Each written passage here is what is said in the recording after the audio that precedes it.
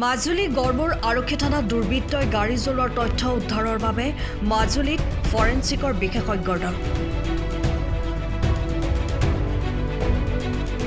মাজুলীৰ গড়মূৰ আৰক্ষী থানাৰ 20 মিটাৰ নিলগত কোনো দুৰ্বৃত্তই আৰক্ষীৰ বাহনত অগ্নিসংযোগ কৰিছিল।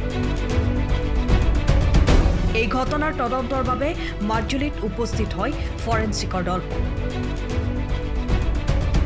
গুৱাহাটীৰ পৰা আহি মাজুলীত উপস্থিত হৈ ঘটনাস্থলীৰ পৰা নমুনা সংগ্ৰহ কৰিছে ফৰেনচিকৰ দলটোৱে। ফৰেনচিকৰ বিশেষজ্ঞ মীনাক্ষী তালুকদাৰৰ নেতৃত্বত 3জনীয়া এটা বিশেষজ্ঞ দলে নমুনা সংগ্ৰহ কৰিছে।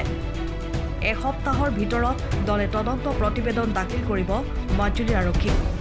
এই মন্তব্য কৰে ফৰেনচিকৰ বিশেষজ্ঞ মীনাক্ষী তালুকদাৰে।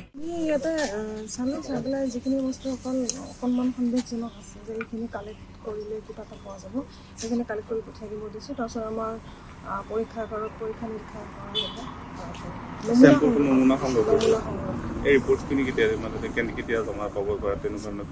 তেওঁলোকে পঠিয়াই দিয়াৰ পিছত আমাৰ হৈ যাব। তাৰপিছত সোনকালে হ'ব, 7-10 দিনৰ ভিতৰত হৈ যাব। ব্যুৰ' ৰিপৰ্ট, টাইম অফ আছা।